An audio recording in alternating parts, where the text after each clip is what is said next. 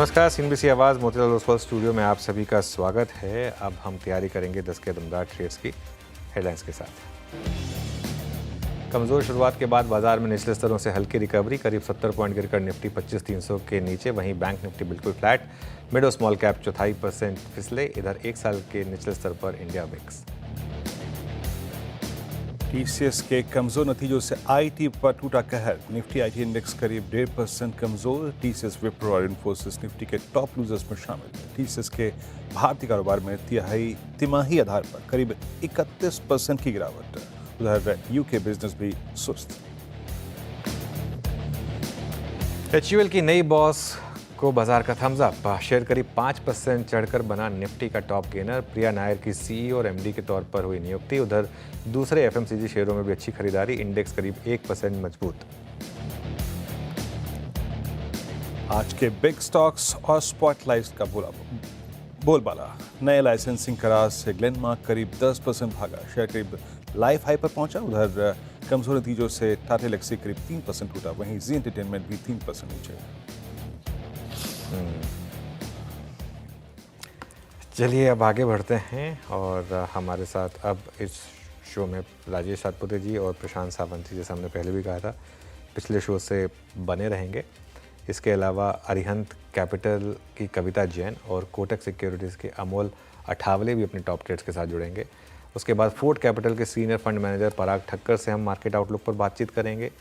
संदीप बंदोपाध्याय से भी एक कमाई की कुछ बेहतरीन थीम समझेंगे। और आज हमारी टीम में एक नया एडिशन है, आपको उनसे मिलाएंगे। बिहार में इक्विटी कल्चर जो बढ़ रहा है, इसके एक दिलचस्प आंकड़ों को लेकर एक हमारी टीम में जो नए एडिशन है वो आपसे जुड़ेंगे। कुछ देर में इंट्रोडक्शन कराएंगे उनसे आपका। लेकिन चलिए अब आगे बढ़ते हैं, ज़रा मार्केट पर नज़र डालते हैं। और निफ्टी करीब 90 पॉइंट नीचे इस समय 25,265 पर। अब देखिए, जो हमारी बात हुई थी सुबह कि एक बार के लिए 25,250 पर सपोर्ट मिलेगा, लेकिन उसको बचना ज़रूरी है। और हायर लेवल पर 25,325 पर एक शायद रेजिस्टेंस मिलेगी। तो उस बैंड को अब तक तो निफ्टी ने रिस्पेक्ट करा है, लेकिन अगले एक घंटे में क्या होगा ये देखते हैं। इस बीच आप जरा स्टॉक स्पेसिफिक मूव्स देखिए। आज का स्टॉक ऑफ द मॉर्निंग, जिसमें बार बार कह रहे हैं, ट्रेडेबल के हिसाब से हिंदुस्तान यूनिलीवर अभी भी निफ्टी का टॉप गेनर, 4.5% ऊपर। इसके अलावा एशियन पेंट्स 1% ऊपर। एसबीआई लाइफ में अच्छा मूव है। सन फार्मा ये एक और स्टॉक जहां मूव आ रहा है। लेकिन मार्केट की दिक्कत आईटी, टीसीएस, विप्रो और Infosys, HCL tech, top 4 loser सभी आईटी स्पेस को बिलोंग करते हुए इस समय यहाँ पर क्लियरली दिक्कत। एफएनओ अगर आप बात करें तो अभी भी एफएनओ का टॉप गेनर ग्लेनमार्क ही है, 10% के उस टेम्प्रेरी फ्रीज पर अभी भी ट्रेड करता हुआ। मैनकाइंड फार्मा दूसरे नंबर पर 5% ऊपर। उसके अलावा बाकी स्टॉक हम डिस्कस कर चुके हैं। इंटरग्लोब एविएशन 6,000 के काफ़ी करीब पहुँचता हुआ ये स्टॉक एक और शानदार मोमेंटम में। नीचे क्या है, इरिडा और टाटा एलेक्सी अपने नंबर्स पर रिएक्ट करते हुए। वीरू, चलिए और अब एक काम करते हैं, पैनल से बातचीत करते हैं। आपकी स्क्रीन पे पैनल पूरा है। राजेश सतपुते जी, प्रशांत जी पिछले कार्यक्रम से, इस कार्यक्रम में भी, और अमोल अठावले और कविता जैन फ्रेश पर्सपेक्टिव लेके जुड़ चुके हैं। आप सभी को नमस्कार, कार्यक्रम में स्वागत है। अमोल जी, गुड मॉर्निंग। आपके दो ट्रेड्स। जी नमस्ते एंड गुड मॉर्निंग। एक रैमको सीमेंट के साथ जाना चाहूंगा। पोजिशनल पॉइंट ऑफ व्यू से देख रहा हूँ 1140 के आसपास है। 1200 और 1220 के टारगेट निकल के आ रहे हैं और स्टॉप लॉस रहेगा उसका 1110 का। ब्रेकआउट फॉर्मेशन है, डेली वीकली चार्ट्स पे भी मोमेंटम को चेस कर रहा हूँ। अगर ये सेटअप कंटिन्यू रहा तो रैमको सीमेंट में एक जो ब्रेकआउट टेक्सचर बना हुआ है वो कहीं ना कहीं कंटिन्यू होता हुआ पोजिशनल पॉइंट ऑफ व्यू से दिख रहा है। दूसरा, मैं कैस्ट्रॉल इंडिया के साथ जाना चाहूंगा। 220 के आसपास है, ये भी पोजिशनल पॉइंट ऑफ व्यू से देख रहा हूँ। 230 235 के टारगेट से स्टॉप लॉस रहेगा उसका 214 का। एक रैली के बाद एक कंसोलिडेशन के बाद एक रिवर्सल फॉर्मेशन देखने को मिला है। मुझे लगता है ओवरऑल पोजिशनल सेटअप अच्छा है। अगर ये सपोर्ट मेंटेन होता है तो मुझे लगता है कैस्ट्रॉल में एक पोजिशनल पॉइंट ऑफ व्यू से फ्रेश अप ट्रेंड आने के चांसेस चार्ट्स पे दिख के आ रहे हैं। ओके, चलिए तो ये इस समय 2 ट्रेड्स अमोल जी की तरफ से। Kavita ji, good morning. कविता जी बताइए, आपने क्या ट्रेड्स पिक की? वेरी गुड मॉर्निंग अनुज जी, गुड मॉर्निंग एवरीवन। वेल, मुझे लगता है रियल एस्टेट से प्रेस्टीज एस्टेट ये आज दबाव के मार्केट में भी एक स्ट्रेंथ लेने की कोशिश कर रहा है। कल की हाई को सरपास करने में है। 1705 के लेवल पर एज ऑफ नाउ है। For the price target of 1730 आप 1723 1730 के प्राइस टारगेट के लिए प्रेस्टीज पर एक बाय ट्रेड ले सकते हैं। स्टॉप लॉस मेंटेन करना चाहिए 1690 का। वेयर इज अनदर, मुझे लगता है एक शॉर्ट ट्रेड देखना चाहिए। डिफेंस में आज प्रेशर है और रिकॉल हमने हमारे क्लाइंट्स के साथ भी शेयर किया है। 1852 पर अभी बीडीएल ट्रेड करता हुआ दिख रहा है। इन केस अगर ये 1851 के लेवल को ब्रेक करता है तो फर्दर डाउनसाइड बनते हुए दिख सकती है। For the price move of 1829 1823 के प्राइस टारगेट के लिए बीडीएल पर आप एक शॉर्ट ट्रेड इनिशिएट कर सकते हैं। स्टॉप लॉस मेंटेन करना चाहिए 1885। ओके, बीडीएल आपकी स्क्रीन पे। राजेश सतपुते जी, आपके 2 ट्रेड्स। वीरेंद्र जी, देखिए मेरा पहला पिक रहेगा एशियन पेंट। मुझे लगता है जिस तरह से ये 200 डीएमए से घूमा है, यहाँ पे मोमेंटम तेज होगा। 2520 से लेकर 2540 से मेरा इसका टारगेट रहेगा और स्टॉप लॉस रखेंगे 2450 का। सेल्स कॉल भी आ रहा है जो है सीडीएसएल पे। बहुत दिनों के बाद इसमें एक ब्रेकडाउन दिख रहा है, वीकनेस दिख रहा है, तो सेल रखेंगे। So CDL is a sell. Stop loss रहेगा 1750 का और जो टारगेट का जो रेंज है वो रहेगा 1660 से लेके 1640। सो सीडीएसएल में सेल रहेगा और एशियन पेंट में बाय रहेगा। ओके, 2 ट्रेड्स ये हो गए राजेश सतपुते जी के। आगे बढ़ते हैं। प्रशांत, आपकी स्कैनिंग क्या कहती है अब तक की? आप क्या पिक कर रहे हैं? जी वीरू जी, मेरा फर्स्ट पिक होगा आईसीआईसीआई लोम्बार्ड। 20 डेमा से एक अच्छा सपोर्ट लिया है, करीबन 2014-2015 के आसपास ट्रेड कर रहा है। मैं 2000 के नीचे करीबन 1995 के आसपास स्टॉप लॉस रखना चाहूंगा 1995। यहाँ से जो मेरा टारगेट होगा वो होगा करीबन 2050 से लेके 2060, 2050, 2060। और नेक्स्ट पिक मेरा होगा सेक्टोरल स्ट्रेंथ। अगर देखें तो एफएमसीजी में है तो नेस्ले के साथ जाना चाहूंगा। करीबन 2420 पे ट्रेड कर रहा है, 2420। मेरा स्टॉप लॉस यहाँ पे होगा 2398 2395 के जोन में स्पॉट लेवल्स। और यहाँ से जो टारगेट में देख रहा हूँ वो होगा 2460, 2460। Okay, Nestle. मीनवाइल अब थोड़ा सा प्रेशर जो है ना, जो मैं कुछ देर बाद पहले पॉइंट आउट कर रहा था कि वो निफ्टी बैंक जनरेट कर रहा है। निफ्टी बैंक अपने स्विंग लोज को मॉर्निंग के अटेम्प्ट करता हुआ इस वक्त, and same is the case with Nifty swing lows को। और बड़ी बात यह है कि ये दोनों लोज, दोनों ही इंडिसेस के लिए 20 डे एक्सपोनेंशियल मूविंग एवरेज है। 3 दिन पहले निफ्टी बैंक उसको अटेम्प्ट करके आया था, फिर एक पुल बैक लिया, बट सक्सीड नहीं हो पाया टू क्रॉस 57,265, कोलैप्स। और दोनों ही इंडिसेस इस पर 20 डे को टेस्ट करते हुए इट्स रिलायंस जो कि एक एक्स्ट्रा ऑर्डिनरी प्रेशर डाल रहा है इंडिसेस पे। लेकिन याद रखिएगा रिलायंस पे एक क्रिटिकल लेवल खड़ा है स्क्रीन पे, एंड दैट्स आई थिंक 1500। अब 1500 की एक सिग्निफिकेंस है, ये पुट राइटर्स का जोन है। आपकी राय अमोल क्या कहती है? इट्स इंडेक्स हैवी वेट जो कि 10 डेमा के नीचे ट्रेड कर रहा है और 1494 पे आपका 20 डेमा यहाँ पर प्लेस्ड है। तो इंडेक्स और ये क्रिटिकल स्टॉक फ्यूचर एक साथ एक क्रिटिकल लेवल पे खड़ा है। आपका टेक इस पे, रिलायंस पे? तो मुझे लगता है कि लार्जर पिक्चर है जो रिलायंस का, वो अभी भी पॉजिटिव साइड है, तो मैं इसको करेक्शन को ही मान के चल रहा हूँ।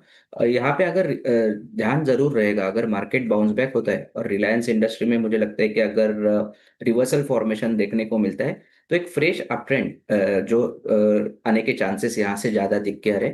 लेवल रहेगा आई थिंक 1520। अगर उसके ऊपर रिलायंस इंडस्ट्री सस्टेन होता है तो एक फ्रेश अप ट्रेंड रैली यहाँ से आने के चांसेस ज्यादा लग रहे। वीक तो नहीं लग रहा है, रूटीन करेक्शन ही ज्यादा लग रहा है। वीक तो नहीं लग रहा है, रूटीन करेक्शन ज़्यादा लग रही है। चलिए, शुक्रिया आज हमारे साथ जुड़ने के लिए अमोल। आगे बढ़ते हैं बिग मार्केट वॉइसेस में। आज हमारे साथ 2 मेहमान जुड़ने वाले थे, उनमें से पहले मेहमान हमारे साथ हैं फोर्ट कैपिटल के सीनियर फंड मैनेजर पराग ठक्कर जुड़े हमारे साथ। पराग जी, गुड मॉर्निंग। रिलायंस से शुरुआत करते हैं क्योंकि पिछले 2-3 दिनों से काफ़ी वीकनेस है इस स्टॉक में। इस पर क्या व्यू होगा आपका और क्या रीज़न रहा इस तरीके की वीकनेस का? रिलायंस की बात कर रहे हैं? हाँ, रिलायंस। हाँ, तो रिलायंस मेरा आउटलुक काफ़ी पॉजिटिव है। मैं प्योरली फंडामेंटल बात करूंगा। 20 लाख करोड़ के मार्केट कैप में 1,40,000 करोड़ का कैश प्रॉफिट है कंपनी का। Net debt to EBITDA is absolutely under control, below 1x। तो और जो टेलीकॉम का बिजनेस है वो एन्युइटी बिजनेस है, उसमें कोई गिरावट की कोई उम्मीद नहीं है, कोई सिक्लिकलिटी नहीं है। वो 75 से 80,000 करोड़ का एबिटा जो है वो सेक्युलर है, वो ग्रो होता रहेगा इन लाइन विद टैरिफ। आपका रिटेल जो है वो रिलायंस ने जो रीस्ट्रक्चरिंग की थी रिटेल में, उसके अभी रिजल्ट दिखने शुरू हो जाएंगे मेरे हिसाब से। ये क्वार्टर भी सेटिस्फैक्टरी परफॉर्मेंस रहेगा रिजल्ट रिटेल का, और फिर फेस्टिव के बाद अच्छा पिकअप होगा। रिफाइनिंग भी अप्रैल में जून मैंने देखा था, रिफाइनिंग मार्जिन काफी अच्छे थे। हालांकि लास्ट 2-3 दिन में थोड़ी सी उसमें गिरावट आई है, बट मेरे हिसाब से from fundamental perspective Reliance looks very good. ये जो जियो आईपीओ के चलते हुए जो लोगों को एक एक्सपेक्टेशन हो गई थी, आई थिंक वो फंडामेंटली मिसप्लेस्ड ही था। तो वो अच्छा हुआ कि मार्केट को ऐसा लग रहा है कि जियो आईपीओ डिले हो रहा है, और इसकी वजह से अगर थोड़ा सा रिलायंस करेक्ट करे तो मेरे हिसाब से लेने की अपॉर्चुनिटी है। ओके, ये रिलायंस पे आपका व्यू कंस्ट्रक्टिव, लेने की अपॉर्चुनिटी है, बाय अगर आप बोल रहे हैं तो प्लीज़ एक्सटेंडेड डिस्क्लेमर रखिए। डायरेक्टर साहब स्क्रीन पे इस चैनल का स्वामित्व प्रबंधन रिलायंस इंडस्ट्रीज होल्ड करते हैं। कोई भी बाय कॉल यहाँ पे दी गया है उसके साथ एक प्लीज़ अपना एक निजी वित्त सलाहकार की राय ज़रूर लें। अच्छा पराग जी, ये एक बताइएगा, कोटक ने जो अपने क्वार्टरली अपडेट्स दिए वो आपको कैसे लगे? हमने देखा है कि बहुत ही इस बढ़िया। CY25 में ये among the best banking performer रहा है। आपका टेक इस पर? जैसे कि रिलायंस है, कोटक भी हमारा बड़ा होल्डिंग है, और मैं बहुत ही कंस्ट्रक्टिव हूँ। See Kotak is one of the most prudent and conservative lender. अगर अप्रैल में जून, जहाँ पे economic activity due to summer and due to early onset of monsoon काफी स्लगिश थी इकोनॉमिक एक्टिविटी इंडिया में, फिर भी जनवरी फरवरी मार्च जो बहुत ही स्ट्रांग क्वार्टर था, उसके ऊपर उन्होंने 4% लोन बुक ग्रोथ दिखाया है, विच इज वेरी पॉजिटिव। अगर रिजल्ट में निम कॉन्ट्रैक्शन अगर 20 बिप से कम रहा, और असेट क्वालिटी में तो कभी कोटक में ज्यादा प्रॉब्लम आता नहीं है because they are very prudent lenders, तो मेरे हिसाब से अगर निम कॉन्ट्रैक्शन को वो हैंडल कर पाए और 20 बिप्स के नीचे अगर रहा, तो कोटक में काफी अच्छी तेजी, and it will out perform bank Nifty also significantly in my view. और ये निम कॉन्ट्रैक्शन जो है वो नोन चीज है, तो ऐसा कुछ नहीं है कि वो सडनली आ रहा है। मेरे हिसाब से पहले 6 महीनों में FY26 के हर बैंक का निम 20 से 25 बिप्स गिरने ही वाला है।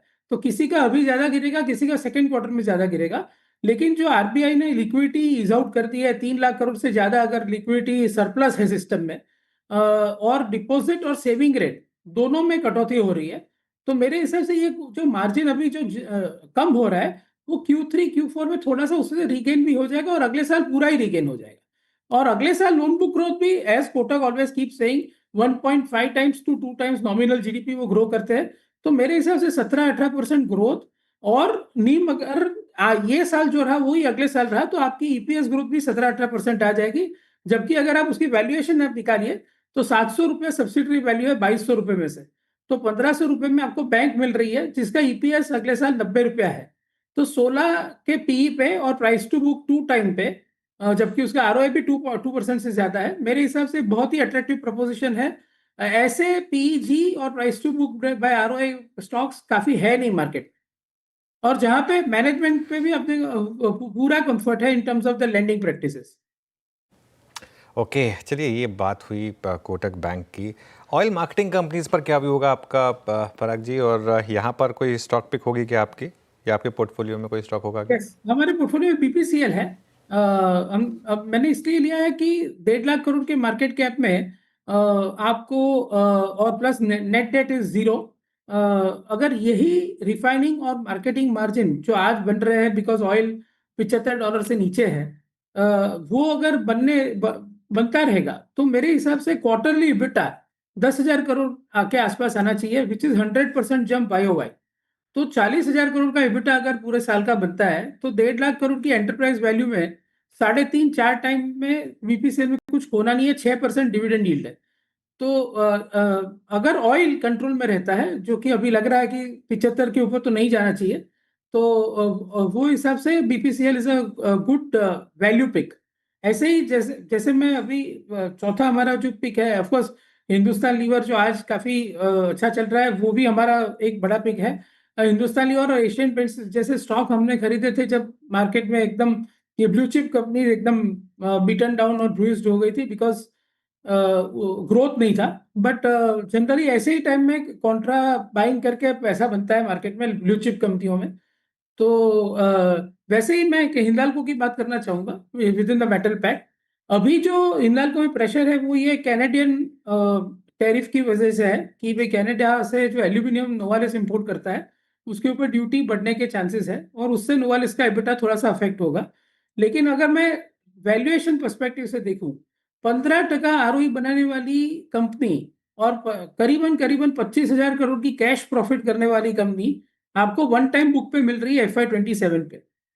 और यहाँ पे जो एक्सपेंशन प्लान है उनके, उसके भी थ्रेशोल्ड उनके है, प्री टैक्स ROC 15% बनना ही चाहिए। डाउनस्ट्रीम में ज़्यादा एक्सपेंशन कर रहे हैं इंडिया में, जहाँ पे उनका EBITDA अभी 1500 करोड़ है, वो 8,000 करोड़ होने की उम्मीद है, because it is precision products बना रहे हैं जो EVs के अंदर जाएंगे। और नोवालिस में भी जो एक्सपेंशन है वो FY28 में शुरू होगा, और वहाँ पे भी मुझे ऐसा लगता है कि जो अभी EBITDA 15,000 करोड़ है वो 22-23,000 करोड़ हो सकता है, बिकॉज जो नई कैपेसिटी है वो हायर मार्जिन पे है और उसमें 70% इज ऑलरेडी कॉन्ट्रैक्टेड। तो मेरे हिसाब से ये ऐसा है कि जहाँ पे आपको 1.5 लाख करोड़ का मार्केट कैप है, कैश प्रॉफिट 25,000 करोड़ है, तो 13-14% यील्ड पे कंपनी मिल रही है, और आगे बड़ा एक्सपेंशन प्लान है जिससे और वैल्यू एडेड मिक्स बढ़ रहा है उनका। तो मेरे हिसाब से ये भी एक अपॉर्चुनिटी है। और यहाँ पे भी मैं ये बोलना चाहूंगा, this is only for long term investors, because as we know nobody can predict what mister Trump will say tomorrow.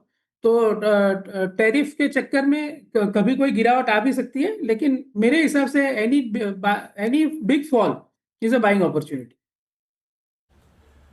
Okay, अच्छा पराग जी, अभी आपने क्योंकि कमोडिटीज़ पे काफ़ी कंस्ट्रक्टिव व्यू शेयर किया, लुक एट मेटल्स, यहाँ पे आपने हिंडाल्को की बात की, आपने क्रूड पर भी एक आउटलुक लेते हुए OMC से बातचीत कर ली। एक बास्केट और कमोडिटीज़ में जो बहुत स्ट्रॉन्ग प्राइस परफॉर्मेंस दे रही है और इस हल्के से कोलैप्स होते बाजार में कॉन्फिडेंस आ रहा है, that's cement. Look at UltraTech cement, यहाँ मूव्स बहुत अच्छे हैं, पूरा सेक्टर इस वक्त चल रहा है। यहाँ पे आपका टॉपिक क्या है इस वक्त? बेसिकली मैं आपको बताऊंगा कि सीमेंट पे मैं शायद आपकी चैनल पे भी और काफ़ी अलग अलग मैं मेरा व्यू देता आया हूँ। मैं दिसंबर महीने से सीमेंट सेक्टर में काफ़ी बुलिश था। हमारे पोर्टफोलियो का 15% वेट सीमेंट था, क्योंकि दिसंबर महीने में ऐसा लग रहा था कि cement prices were at all time low और वहाँ से सिर्फ बढ़ने की उम्मीद थी। काफ़ी सारा कंसोलिडेशन हो चुका था सेक्टर में। तो बेसिकली अगर आपने अल्ट्राटेक का कॉल सुना हो, अंबुजा का कॉल सुना हो, श्री सीमेंट का कॉल सुना हो, तो क्लियर था कि companies were more focused on profits and cash flows than market share. And so ये जो बुरी और ये रिजल्ट काफ़ी अच्छा एक्सपेक्टेड था because of the price hikes, especially जनवरी फरवरी मार्च में जो नॉर्थ और ईस्ट में प्राइस हाइक हुए और आफ्टर 1 अप्रैल जो साउथ में प्राइस हाइक हुए। तो I was very very constructive. लेकिन मुझे ऐसा लगता है कि because generally I am a contra buyer और सेलर, मैं अभी इस भाव में सीमेंट खरीदना रिकमेंड नहीं करूंगा, बिकॉज ये जो एक बड़ी रैली थी वो मेरे ख्याल से ये अभी प्रॉफिट बुकिंग के प्राइसेस आ चुके हैं सीमेंट में, in from short term perspective से। ऑल राइट, पराग जी बहुत बहुत शुक्रिया आज हमारे साथ जुड़ने के लिए। चलिए अब आगे बढ़ते हैं, और बिहार आजकल चर्चा में है, वैसे खैर हमेशा रहा है, लेकिन पॉलिटिक्स की तो बात हो ही रही है। लेकिन आज हम आपको बिहार का एक और दिलचस्प फैक्ट बताने वाले हैं। बिहार में इक्विटी कल्चर की नई बहार आई है और ये देश के टॉप 10 में शामिल हो गया है। ये बताने के लिए आज हमारे साथ हमारी टीम में डेब्यू कर रहे हैं आशीष, उनके पास चलते हैं।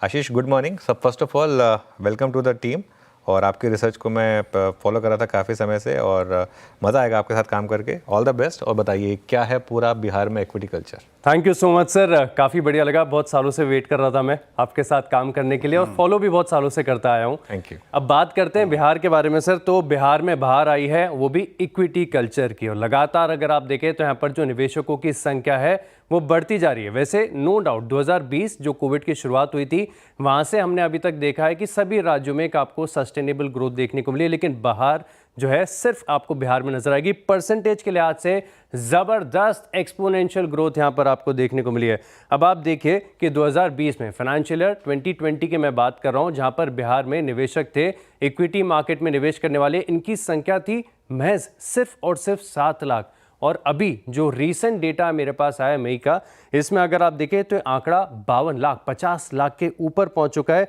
परसेंटेज के लिहाज से अगर आप देखें तो शानदार बढ़त यहां पर आपको देखने को मिली है। और खास बात ऐसा नहीं कि सिर्फ डायरेक्ट इक्विटी का इन्वेस्टमेंट कर रहे हैं, एक जो कहते हैं कि सिस्टमैटिक डिसिप्लिन के साथ जो निवेश किया जाता है, इसमें भी बिहार बिल्कुल पीछे नहीं है। 89% जो बिहार के म्यूचुअल फंड निवेशक हैं वो इक्विटी को चुनते हैं, हाइब्रिड्स भी चुनते हैं, लेकिन ज़्यादातर एक्सपोजर जो इनका इक्विटी की तरफ पर है। और जैसे कि मैंने आपको बताया कि 10 जो टोटल राज्य हैं जहाँ पर सबसे ज़्यादा निवेशक हैं, अब इसमें बिहार की एंट्री यहाँ पर देखने को मिली है। हालांकि यूपी भी अगर आप देखें तो बड़ी तेज़ी से ग्रो किया है और 2020 से लेकर अब तक यहाँ पर भी बड़ी ज़बरदस्त आपको ग्रोथ देखने को मिली। लेकिन एक बार परसेंटेज के लिहाज से मैं आपको बता देता हूँ कि सबसे ज़्यादा ग्रोथ पिछले 5 सालों में कहाँ पर देखने को मिले। तो यूपी टॉप पर है, जनसंख्या के लिहाज से भी यूपी बहुत बड़ा है, तो 670% की ग्रोथ यहाँ पर आपको देखने को मिली है। इसके अलावा अगर आप देखें तो बिहार 650%, राजस्थान है, MP है, पश्चिम बंगाल है, ये कुछ ऐसे राज्य हैं जहाँ पर ज़बरदस्त बढ़त आपको देखने को मिली है। लेकिन जो टॉप राज्य जिनकी बात करें, जहाँ पर सबसे ज़्यादा इक्विटी का कल्चर है, निवेश है, ट्रेडिंग है, इनमें अगर आप देखें तो लगातार सालों से ट्रैक रिकॉर्ड बना हुआ है महाराष्ट्र का। लेकिन ग्रोथ यहाँ पर भी ज़बरदस्त देखने को मिली, जहाँ पर 2020 में केवल 60 लाख निवेशक थे, अब 1.86 करोड़ का आंकड़ा आपको देखने को मिला है। उत्तर प्रदेश देखें 23 लाख से 1.31 करोड़, और गुजरात इसने भी रिसेंटली बाजी मारी है और यहाँ पर भी इन्वेस्टर बेस जो है अब 1 करोड़ के पार हो गया है। इसे कहते हैं आशीष हाहाकार मचलबा है बिहार। बहुत बहुत शुक्रिया आशीष, और टीम में आप आए, बहुत बहुत स्वागत है आपका, एंजॉय और मज़ा आएगा। Thank you. और ये इक्विटी कल्चर, मैं अनुज पिछले 1 साल में बहुत से लोगों से मिला बिहार में। उनका जब वो जो उन्होंने बातचीत के दौरान पोर्टफोलियो का उल्लेख किया ना, वाकई ये आशीष ने जो स्टैट्स ये आई पॉपिंग नंबर्स हैं बिल्कुल वीरू। और चलिए आगे ऐसे ही रिसर्च हम आगे करते रहेंगे। आशीष, ऑल द बेस्ट आपको फिर से एक बार। चलिए आगे बढ़ते हैं। अब हमारे साथ मार्केट एक्सपर्ट सुदीप बंदोपाध्याय जुड़े हैं, उनसे समझते हैं मार्केट में कुछ कमाई की बेहतरीन थीम्स। सुदीप जी, गुड मॉर्निंग।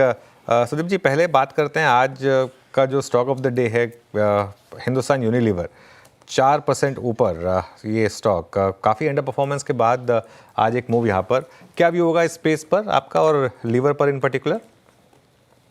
अनुज, गुड मॉर्निंग। देखिए, FMCG पे पिछला करीब 1-1.5 महीने से हमारा व्यू पॉजिटिव बन रहा था, तो हम पॉजिटिव व्यू मेंटेन कर रहे हैं। बिल्कुल आप सही कहा, ओवरऑल FMCG दबाव में था, और FMCG पहले तो रूरल डिमांड का प्रॉब्लम था, फिर अर्बन डिमांड में कुछ इश्यूज थे।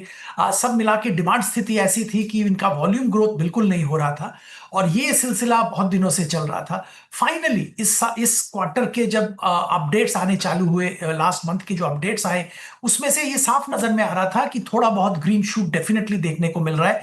पहले मैरिको के अपडेट्स आए, वहां पे भी ये साफ था कि डिमांड इज कमिंग बैक। तो ऑब्वियसली अगर डिमांड वापस आएगा इस क्षेत्र में, तो सबसे बड़ा खिलाड़ी जो है HUL, उसको सबसे ज्यादा फायदा होने की भी उम्मीद रहेगी।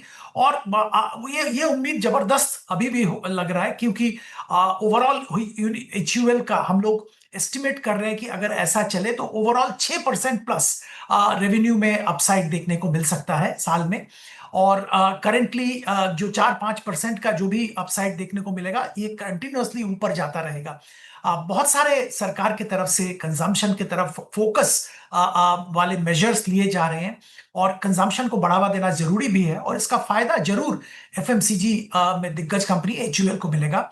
लीडरशिप ट्रांजिशन अनाउंस किया है इन्होंने, वो भी कंपनी के हित में ही है, क्योंकि the person taking over is experienced HUL lever hand, 30 साल प्लस का एक्सपीरियंस है। पहले होम केयर बिजनेस रन करते थे इंडिया में, एंड वहां पे बहुत अच्छे नतीजे देखने को मिले थे। तो एक्सपेक्टेशन ये है कि कंटिन्यूटी रहेगा, प्लस एक अपसाइड मोमेंटम भी बरकरार रहेगा HUL में। जैम, ये एक्चुअली बात होगी 2516 पे डे हाई पर आके ट्रेड करता हुआ, और मूव इस बीच निफ्टी एट डे लो 25,240, और निफ्टी अब 20 डे मार्क के नीचे ट्रेड करता हुआ एज ऑफ नाउ, और बैंक निफ्टी भी 56,767, यानी दोनों ही निफ्टी, इनफैक्ट निफ्टी बैंक इस पर 20 डे मार्क पे ट्रेड कर रहा है। अच्छा, HUL से हमारी बातचीत शुरू हुई, आगे और 1-2 बास्केट को लेते हैं जहाँ पे कॉन्फिडेंस बाजार ने कुछ दिखाया है।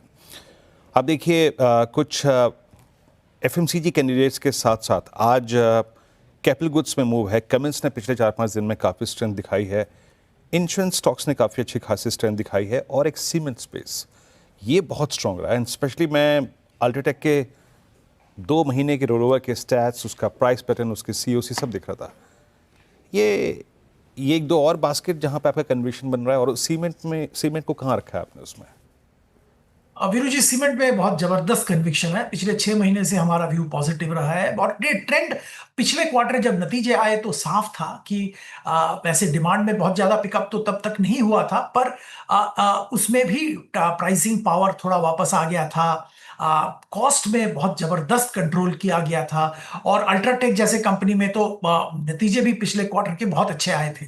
और ये साफ है कि अगर सरकार की तरफ से 11 लाख करोड़ का कैपिटल एक्सपेंडिचर इस साल में हो रहा है तो उसका एक बहुत बड़ा फायदा सीमेंट सेक्टर को मिलेगा। इसके साथ साथ हाउसिंग फॉर ऑल और बहुत सारे और भी जो projects both private and public sector में चल रहे हैं उसका भी फायदा सीमेंट सेगमेंट को मिलेगा।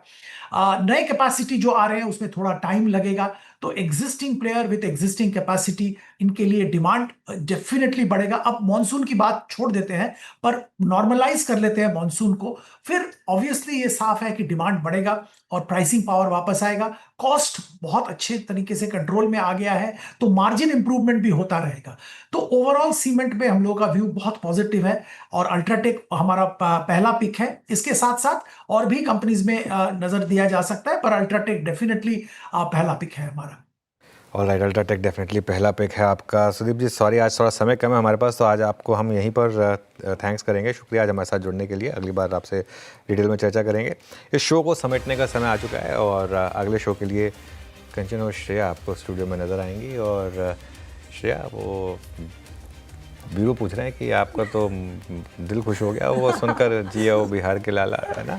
दिल बहुत गदगद हो गया सर, अपनी मातृभाषा में बोलूँ तो वैसे। और काफ़ी अच्छे डेटाज पे एक रील भी बनाए मैंने। दर्शकों से अनुरोध है कि जाकर देखें। CNBC आवाज़ के सोशल मीडिया प्लेटफॉर्म पे आपको दिख जाएगा। अच्छा तो लग रहा है सर, काफ़ी ज़्यादा। ये देखिए थी गैंग्स ऑफ वासेपुर, अनुज? हाँ किसने नहीं देखी सर, वो बताइए आप। सब नहीं देखी। गजब है, गजब गैंग्स ऑफ वासेपुर। चलिए चलिए आप दोनों का गैंग अब।